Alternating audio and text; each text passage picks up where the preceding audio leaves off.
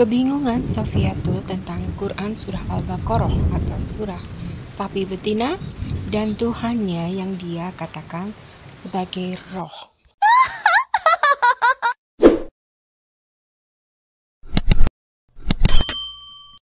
Lagi-lagi tanpa adab dan sopan santun, Safiatul sok tahu dan bingung, tapi cara bertanyanya itu tidak sopan sama sekali ya kepada muslim berikut ini. Dan ayat yang dibahas adalah surah Al-Baqarah, pas sekali yang menjelaskan tentang kejahilan kafir, kejahilan umat Nabi Musa waktu itu, yang terus-menerus bertanya tanpa adab dan sopan santun kepada Allah, sehingga akhirnya mereka pun kesulitan sendiri. Ini persis sekali ayat ini tepat sekali ditujukan bagi mereka. Pertanyaannya seperti ini mudah kok Pak sebenarnya. Apa hubungan isi dengan judul? Itu aja Pak sebenarnya Pak. Judulnya sapi betina. Apa hubungannya dengan sapi betina dengan isi ayatnya gitu Pak sebenarnya Pak? Ya hubungannya dengan ayat tadi dengan judul ayat 30. Ayat 30 ya. Artinya aja saya bacakan ya. Aduh Pak, saya tidak mampu mengartikan Pak. Ayat 30-38 itu kisah penciptaan Adam. Nggak usah diartikan. Ini ya, di akun live TikTok mereka, belum dijelaskan sudah dipotong-dipotong. Si Safiatul berteriak-teriak Masya Allah tanpa tahu makna dari kata Masya Allah itu sendiri. Sok tahu pula dia tentang surah Al-Baqarah. Surah Al-Baqarah itu sangat panjang. Ada 286 ayat di surat Al-Baqarah atau surat sapi betina ini.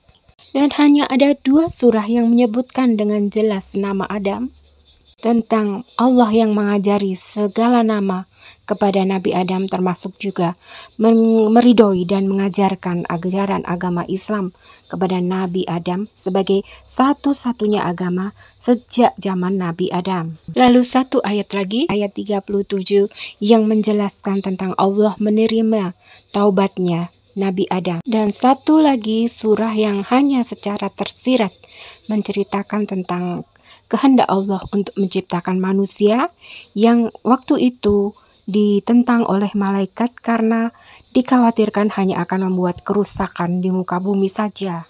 Selain itu masih banyak lagi kejadian yang pada intinya untuk menunjukkan tata cara beradab dan bersopan santun berdialog dengan Allah. Cara manusia juga malaikat ciptaan Allah untuk berinteraksi dengan Tuhannya, yaitu Allah. Dan ada 5 ayat di surah Al-Baqarah ini yang menjelaskan tentang ketika umat Nabi Musa Allah perintahkan untuk menyembelih sapi betina dan betapa mereka jahil dan mempersulit diri mereka sendiri.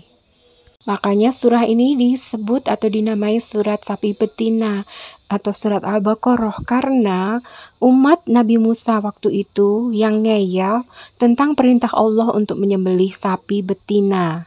Terdapat hingga 5 ayat di surat Al-Baqarah ini yang menjelaskan tentang perintah Allah untuk penyembelihan sapi betina yang menunjukkan kejahilan umat Nabi Musa waktu itu tanpa adab dan sopan santun kepada Allah Tuhan penciptanya. Saya tanya hubungannya penciptaan Adam sampai Adam turun dari surga ke bumi itu dibuang sama si Allahmu itu, hubungannya masih sapi betina apa gitu loh? Iya kan di sini kan di dalam Al-Baqarah ini kan menyebutkan Adam. Makanya saya harus bacakan dulu supaya bisa diartikan.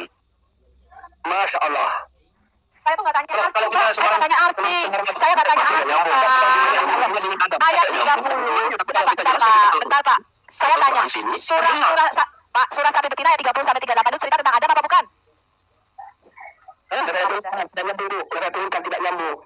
Kata tidak mesti rupi. Iya nggak nyambung. Makanya tadi saya pengen nyambung dulu. Pertanyaan jawaban lain-lain. Saya turunkan tidak nyambung. Biar belajar dulu dia. Capek dulu saya menjelaskan tapi tidak menanggapi, tidak ada jawabannya. Kalau bikin naik darah, begitu masih. Iya, nyambung. Begitu karena mau Osman di sini pendeta, saya stabilkan semuanya. Saya tidak mau juga teman-teman. Nah inilah kebodohan si Safiatul dengan gerombolannya. Surah sapi betina surah Al-Baqarah ini panjang. Ada 200 lebih ayat, bukan hanya ayat 30 saja isinya. Oten pamer kebodohan hanya bisa berasumsi liar tanpa membaca keseluruhan surahnya. Tiap hari kerjanya pamer kebodohan. Di surah Al-Baqarah atau sapi betina ini terdapat 5 ayat yang menjelaskan tentang perintah Allah kepada kaum Nabi Musa untuk menyembelih sapi betina. Dimulai dari ayat 6, 7 dan seterusnya. Di situ Allah perintahkan kepada Nabi Musa untuk menyembelih seekor sapi betina. Namun umat Nabi Musa justru meminta kepada Nabi Musa untuk menanyakan ciri-ciri dari sapi betina yang harus disembelih itu. Lalu Allah tetapkan ciri-cirinya. Dia masih bertanya lagi, begitu seterusnya, hingga akhirnya syaratnya pun sangat rinci dan sangat sulit. Itulah kejahilan dan kebodohan umat Nabi Musa yang akhirnya mempersulit diri sendiri. Inilah inti surah dari Al-Baqarah ini yang makanya dinamai sapi betina atau Al-Baqarah ini untuk mengingatkan peristiwa saat Allah memerintahkan penyembelihan sapi betina agar manusia tidak mengulangi kesalahan umat Nabi Musa tersebut. Selain itu di Quran surah 2 Al-Baqarah ini di ayat yang lain juga disebutkan tentang orang-orang kafir yang sama saja bagi mereka diberi peringatan atau tidak diberi peringatan mereka tidak akan beriman. Ini ada di ayat ke-6. Kemudian di ayat ke-7 Allah telah mengunci hati dan pendengaran mereka, penglihatan mereka telah tertutup. Makanya disebut kafir, kofir ya. Dan mereka akan mendapatkan azab yang berat. Sama persis dengan ciri-ciri si Sopiatul dan gerombolannya itu. Lalu dijelaskan juga di ayat 39 Quran surah 2 Al-Baqarah ini mengenai orang-orang kafir yang tertutup tadi ya. Tertutup dari kebenaran Islam dan mendustakan ayat-ayat dengan membuat versi palsu dari Injil, dari Taurat dengan membuat PLPB, Bible mereka itu versi palsu dari Injil, maka mereka itu penghuni neraka. Mereka kekal di dalamnya. Itulah isi Quran surah 2 Al-Baqarah atau surah sapi betina itu. Jumlah ayatnya panjang mencapai hingga 286 ayat.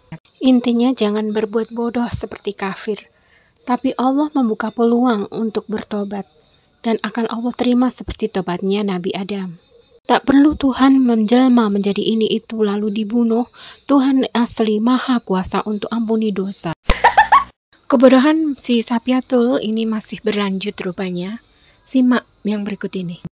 Allah Kudus yang semua tamu itu. Bukan, konsep Trinitas bukan itu. Trinitas bukan Allah Bapa, Allah Putra, Allah Kudus, keliru kau. Ya bisa dibantu dari sana, biar saya juga tahu. Konsep Trinitas itu bukanlah konsep keberapaan jumlah Allah. Itu yang kalian harus pahami. Orang Kristen tidak pernah menghitung jumlahnya Allah. Nah kumat bodohnya. Tri aja itu sudah bermakna 3. Sudah menghitung 1, 2, 3, tri. Ya. Kok masih dibilang tidak menghitung? Coba ngeles ya. Halu sendiri, asumsi sendiri dan membuat teori sendiri. Membuat agama sendiri. Bikin malu aja, makanya micin itu dikurangin.